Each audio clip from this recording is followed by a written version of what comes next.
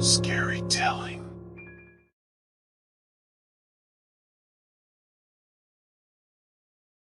I agreed to cat sit for my friend, Sarah, while she was out of town for the week.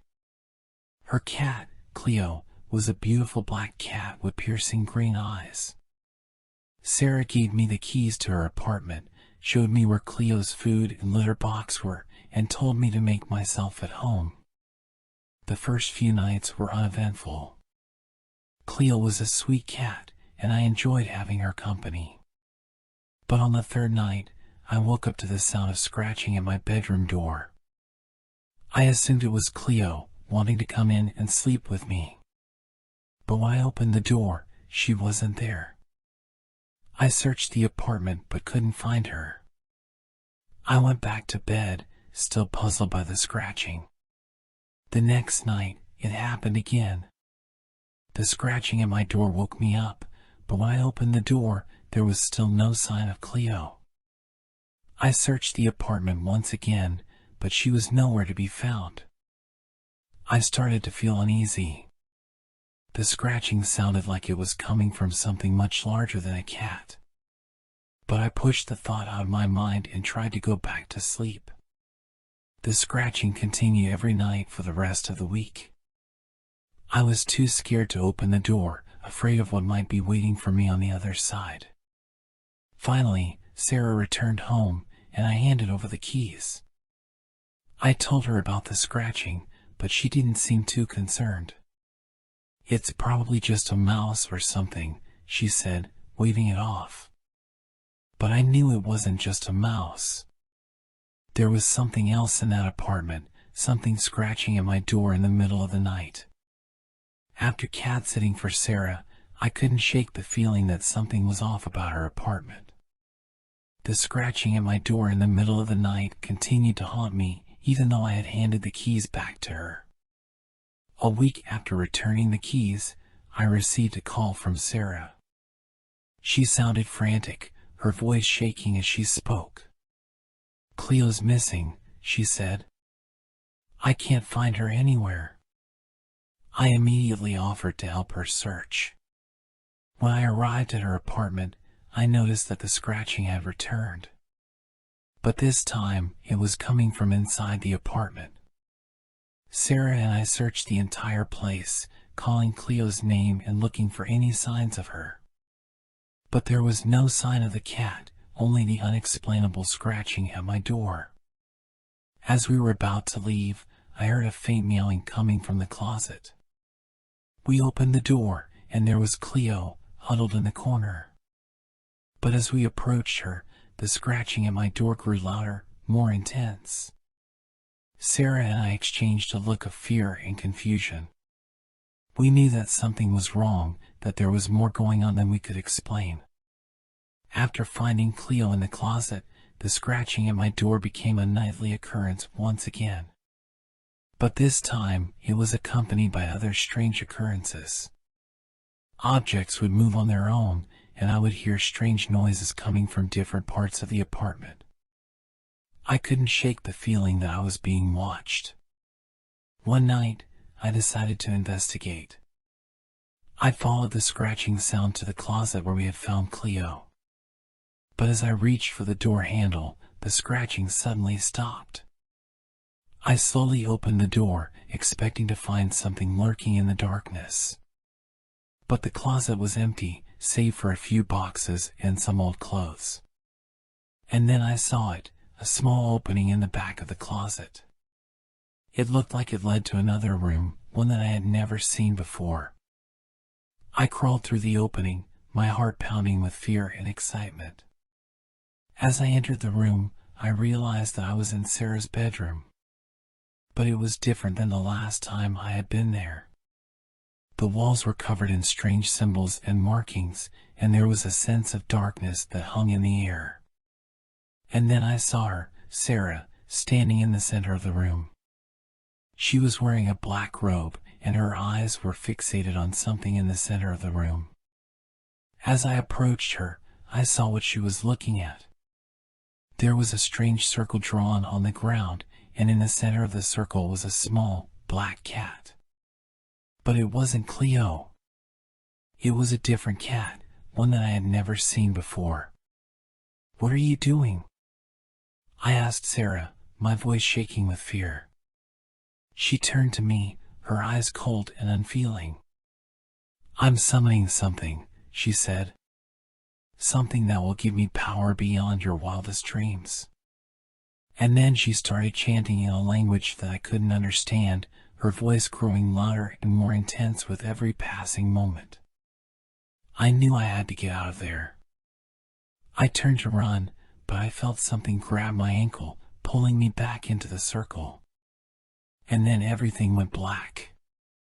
I woke up in the circle, surrounded by the symbols and markings that I had seen on the walls.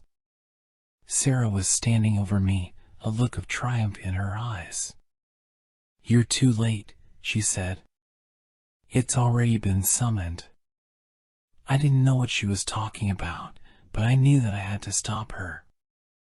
I jumped to my feet and tried to run, but something held me back. I looked down and saw that my ankle was trapped in some kind of magical binding. Sarah laughed as she watched me struggle, knowing that she had me right where she wanted me. But I refused to give up. I concentrated all of my energy on breaking the binding, using all of my willpower to fight back against Sarah's dark magic. And then it happened, a burst of light that shook the very foundations of the earth. The darkness was banished, cast back into the abyss from whence it came. I collapsed to the ground, exhausted but triumphant. I had won, and the world was safe once again. But I knew that this was only the beginning.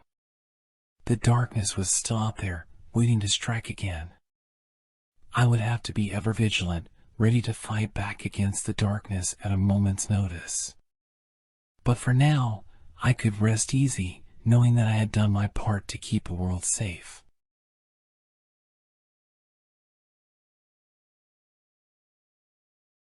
I am not like other people. I hear voices in my head, voices that plead and cry out for me to wake up. But I have already chosen which world I want to be in.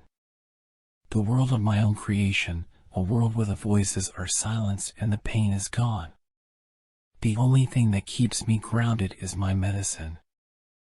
I take it every day, like clockwork, to keep the voices at bay. But sometimes, I wonder what would happen if I didn't take it. Would the voices grow louder and louder until they consume me completely? I try not to think about it, but it's always there, lurking in the back of my mind. And then one day, I made a mistake. I forgot to take my medicine. At first, I didn't notice anything different. I went about my day like usual, going to work, running errands, and spending time with my friends. But as the day wore on, I started to feel a sense of unease. The voices in my head were growing louder, their cries becoming more desperate. I tried to ignore them, but it was no use. They were everywhere, all around me, consuming me completely. And then I saw something that made me freeze in my tracks. It was a figure, standing in the middle of the street. It was tall and gaunt, with skin that was stretched taut over its bones. I felt fear grip me as I looked at it, realizing that it was not of this world. And then it spoke, its voice like the rustling of leaves in the wind. "You forgot to take your medicine," it said, its eyes glowing with an otherworldly light. I tried to back away, but it was no use. The figure was closing in on me, its arms outstretched. And then I heard a voice, a familiar voice that made me feel safe. It was my friend, calling out to me. "Hey, are you okay? You look like you've seen a ghost." I turned towards him, feeling a sense of relief wash over me. He was real, tangible, something that I could hold onto in this crazy, surreal world. But as we walked away, I heard the figure's voice once again, its words echoing in my mind. "You cannot escape us. We will always be here, waiting for you to forget." I tried to shake off the feeling of dread that had settled in the pit of my stomach. I told myself that it was just a hallucination, that it wasn't real. But deep down, I knew that wasn't true. The figure had felt too real, too tangible, for it to be a product of my imagination. As the days went on, I started to feel more and more like I was losing my grip on reality. The voices in my head were growing louder and more insistent, their cries becoming more urgent. I tried to take my medicine, but it was no use. It was like I had built up a tolerance to it, like it wasn't working anymore. And then one night, I saw the figure again. It was standing at the foot of my bed, its eyes glowing in the darkness. "You cannot run from us," it said, its voice like the creaking of old bones. I tried to scream, but no sound came out. It was like my throat was closed up, like I was suffocating. And then I saw something that made me freeze in terror. There were more figures, standing in the shadows, their eyes glowing like stars. I felt a cold sweat break out on my forehead as I realized that I was not alone. These things were all around me, waiting for me to let my guard down. And then, suddenly, everything went black. When I woke up, I was in a strange place. It was like I was in a dream, or maybe a nightmare. The air was thick with a foul odor, like rotting meat. I could hear the sound of dripping water somewhere in the distance. And then I saw them. The figures, all around me, their eyes glowing in the darkness. I tried to run, but it was no use. They were everywhere, their hands reaching out to grab me. And then I heard a voice, a familiar voice that made me feel like I was going to be sick. It was my own voice, coming from one of the figures. "You cannot escape us," it said, its eyes glowing like embers. "You belong to us now." I knew that I had to do something, anything, to get away from these things. But as I looked around, I saw that there was no escape. The figures were closing in on me, their hands outstretched, their eyes empty and lifeless. And then I saw something that made my heart skip a beat. There was a door, just a few feet away from me. It was small and nondescript, but it was a way out. I ran towards it, feeling the hands of the figures clawing at my back. But I kept going, knowing that I had to get through that door, no matter what. And then, finally, I burst through into the light. I was in a hospital room, lying in a bed with a white sheet pulled up to my chin. I sat up, feeling a sense of relief wash over me. It had all been a dream, a nightmare. But as I looked around, I realized that something was wrong. There were figures in the room with me, their eyes glowing like hot coals. They were everywhere, all around me, closing in on me. And then I saw something that made me freeze in terror. One of the figures was holding a syringe, its needle glinting in the light. I tried to back away, but it was no use. The figures were too strong, too numerous. And then, suddenly, everything went black. When I woke up, I was in a different hospital room. This one was brighter, cleaner, more welcoming. But as I looked around, I saw that there were figures in this room too, their eyes glowing with an otherworldly light. I tried to scream, but no sound came out. It was like my throat was closed up, like I was suffocating. And then I saw something that made me realize that this was not a hospital at all. It was a laboratory, filled with strange machines and beeping monitors.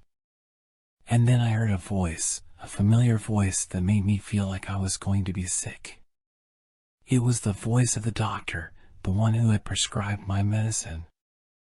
"You have been a valuable asset to our research," he said, his eyes cold and calculating. "But now, it's time for us to move on to the next phase." And then everything went black once again. When I woke up again, I was in a different room, and the air was heavy with the smell of chemicals. I was strapped to a table, and I could hear the sound of footsteps coming closer and closer. And then I saw the doctor, holding a syringe filled with a glowing green liquid. "This is it," he said, his voice filled with excitement. "The final phase." I tried to struggle, to break free of the restraints, but it was no use. I was trapped, and there was nothing I could do. And then I felt the needle pierce my skin, and the liquid started to course through my veins.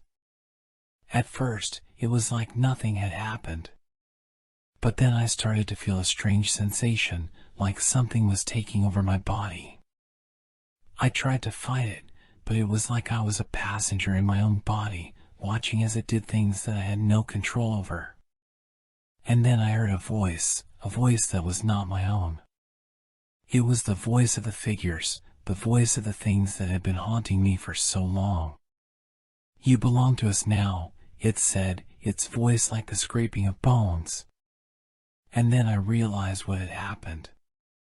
The doctor had somehow merged me with the creatures that had been haunting me, turning me into one of them. I tried to scream, but no sound came out. It was like my body was no longer my own. And then I heard a voice that made me feel like I was going to be sick. It was my own voice, coming from somewhere deep inside. "Kill me," it said. "End this nightmare." I tried to fight it, but it was no use. The voice was growing louder and louder, drowning out everything else. And then I saw something that gave me hope. It was a glimmer of light, off in the distance. It was a way out, a way to escape this nightmare. I fought with everything I had left, using my new powers to break free of the restraints. And then I ran towards the light, feeling the voices in my head growing weaker and weaker. And then, finally, I burst through into the sunlight. I fell to my knees, tears streaming down my face. I had made it. I had survived. And then I heard a voice that made my heart skip a beat. It was the voice of the doctor, calling out to me from somewhere in the darkness. "You cannot escape us," he said, his voice filled with anger. But I didn't stop.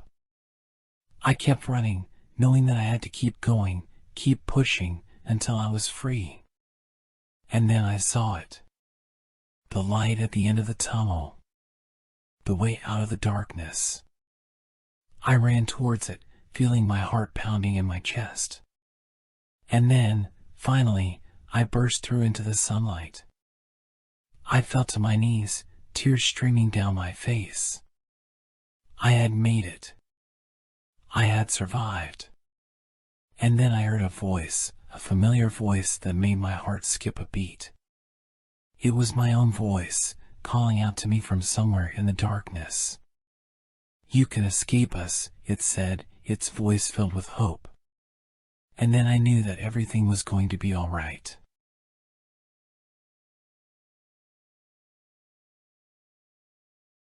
I work for a top-secret government agency tasked with containing and studying dangerous pathogens and diseases.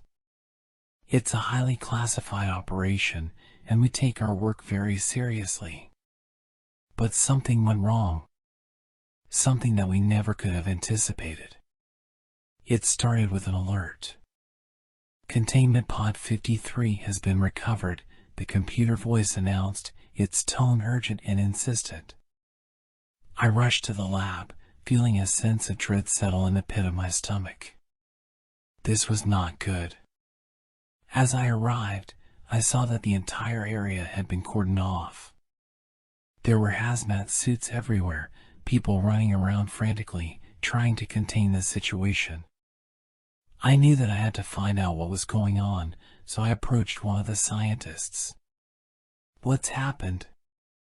I asked, my voice barely above a whisper. "It's bad," he replied, his face pale and drawn. "The contents of the containment pod are missing." and there are signs of infection present. My heart skipped a beat. This was worse than I could have ever imagined. "We have to find out what happened," I said, my voice shaking. "We have to contain this before it spreads." And with that, I set off on a mission to find out what had happened to Containment Pod 53. As I walked through the lab, I could feel the tension in the air. Everyone was on high alert, and it was clear that they were all on edge. I approached the area where the pod had been recovered, and my worst fears were confirmed. 2 workers were lying on the ground nearby, their bodies twisted and contorted in unnatural ways. It was clear that they had been infected by whatever was in the pod. I felt a sense of dread wash over me as I realized the gravity of the situation. If this infection spread, it could spell disaster for the entire world. I knew that I had to act fast, so I began to investigate. I checked the logs, the security footage, anything that could give me a clue as to what had happened. And then I found something that made my blood run cold. The pod had been tampered with. Someone had broken into it, and whatever was inside had been taken. I couldn't believe it. Who would do such a thing? And why? As I continued my investigation, I began to realize that there was more to this than met the eye. It wasn't just a case of a missing pod, or even an infection. There was something else going on here. Something dark and dangerous. And I was determined to find out what it was. As I dug deeper into the investigation, I discovered something that sent chills down my spine. There was a group of people, a shadowy organization with ties to the government that had been funding our work in secret. At first, I thought that they were just interested in the scientific advancements we were making. But as I looked closer, I realized that they had a much more sinister motive. They were trying to weaponize the diseases and pathogens that we were studying. They wanted to use them as a means of control, a way to manipulate entire populations. And they had taken the contents of Containment Pod 53 as part of their plan. I knew that I had to act fast, before it was too late. I gathered a team of scientists and security personnel, and we set off on a mission to find the missing contents and put an end to this madness. We followed a trail of clues, piecing together a picture of what had happened. We discovered that the contents had been taken to a remote facility in the mountains where the shadowy organization was conducting their experiments. And so we set off, ready to take on whatever lay ahead. As we approached the facility, we could feel the tension in the air. We knew that we were up against a powerful enemy, one that would stop at nothing to achieve their goals.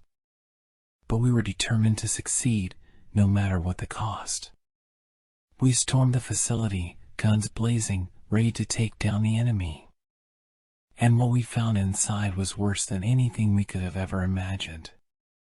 The facility was like nothing I had ever seen before. There were rows upon rows of cages filled with animals that had been infected with various diseases and pathogens. In the center of the room was a massive machine with tubes and wires snaking out in every direction. And standing next to the machine was a man who I recognized instantly. It was the head of the shadowy organization, the one who had been funding our work in secret. And he had a wicked smile on his face. "You're too late," he said, his voice dripping with malice. "We've already begun the process. Soon, we'll have complete control over the population." I tried to fight him, to take him down, but he was too powerful. And then I saw something that made my blood run cold. The machine was glowing, and I could see tendrils of black smoke rising up from it. It was like something was being released, something that would change the world forever. And then I heard a voice that was not my own. It was the voice of the shadowy organization, the voice of the man who stood before me. "You will never stop us," it said, its voice filled with malice. We will reign supreme, and the world will be ours. And then everything went black. When I woke up, I was back in the lab. The containment pod had been recovered, and the infection had been contained. But I knew that this was just the beginning. The shadowy organization was still out there, still working towards their goal of world domination. And I knew that it was up to me to stop them, no matter what the cost.